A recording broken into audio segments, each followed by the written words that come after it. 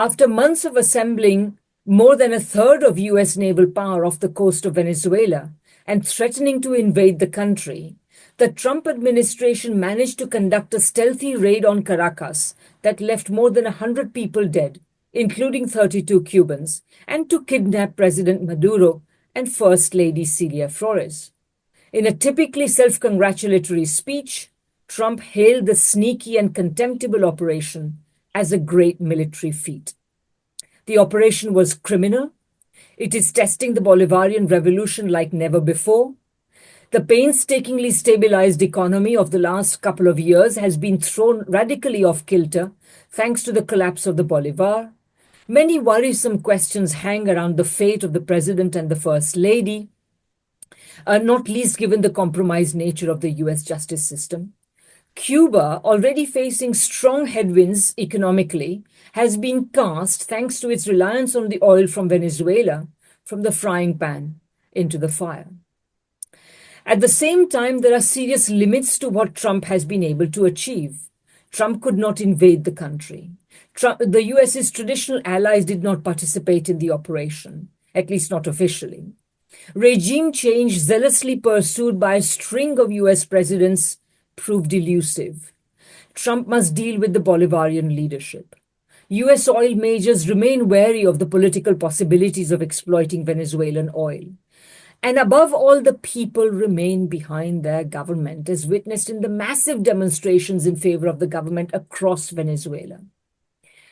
The distinguished panel that we have assembled today will be addressing these complexities and many more, I am sure, in great depth. In these opening remarks, I just want to confine myself to the trajectory, upwards and downwards, of the much-referenced Monroe Doctrine, recently recast as the Donroe Doctrine. It was proclaimed more than 2 centuries ago, and by the way, we have an excellent webinar on it, which we will link to the description of the current one, so you may find it interesting to watch that as well.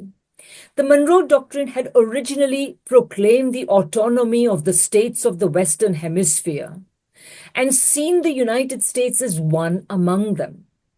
President Monroe's 7th annual message to Congress on the 2nd of December 1823 had said, inter alia, that the American continents, by the free and independent conditions which they have assumed and maintain, are henceforth not to be considered as subjects for further colonization by any European powers.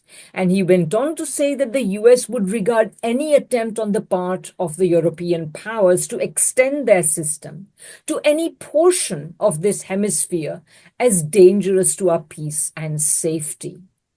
Unsurprisingly, the statement of solidarity with fellow new states of the Western Hemisphere was welcomed as such by them all.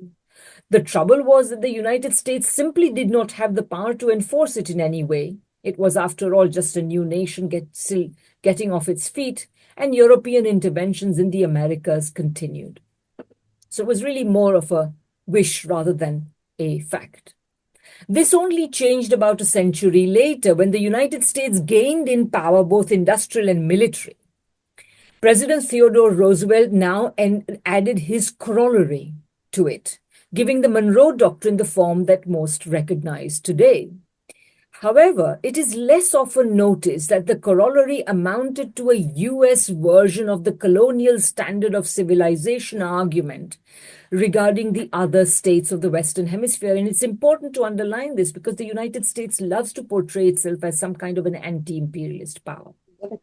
As Roosevelt stated in a message to Congress in 1904, and he said this, "Chronic wrongdoing or an impotence which results in a general loosening of the ties of civilized society may in America as elsewhere ultimately require intervention by some civilized nation.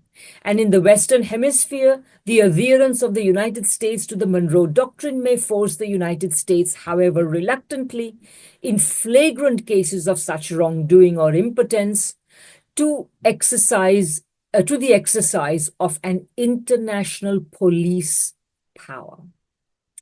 Arrogating, so that's the end of the quote. Arrogating to itself the power to police the hemisphere was tantamount to denying the sovereignty of the other states in it. This new version has justified the United States' various covert and overt interventions in Latin America, from 19th century gunboat diplomacy to 20th century interventions in Guatemala or Chile earlier, or Honduras or Argentina or Venezuela today. While most discussion of US interventionism in the hemisphere points to its successes, we must also know that the United States has not been able to prevent the advance of popular power and the assertion of sovereignty that must go with it, from the Cuban Revolution to the pink tide of progressive governments today. This pink tide may currently be ebbing, but there is no way forward for the region than for it to return with ever greater force and strength. This is the context in which Trump has vaingloriously added his own Trump corollary to the Monroe Doctrine in the National Security Strategy published last November. And this is what the Trump corollary says. And these are the words from the National Security Strategy. It says, we want to ensure that the Western Hemisphere remains reasonably stable and well-governed enough to prevent and discourage mass migration to the United States. We want a hemisphere whose governments cooperate with us against narco-terrorists, cartels, and other transnational criminal organizations. We want a hemisphere that is free of hostile foreign incursion or ownership of key assets, and that supports critical supply chains. And we want to ensure our continued access to key strategic locations. Trump may want to line himself, that's the end of the quote.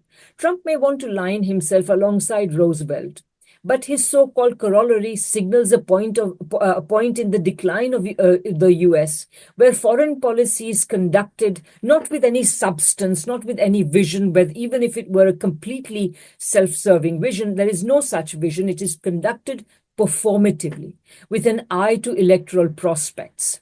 And as I say, without any vision or strategy for the Western Hemisphere, let alone for the world.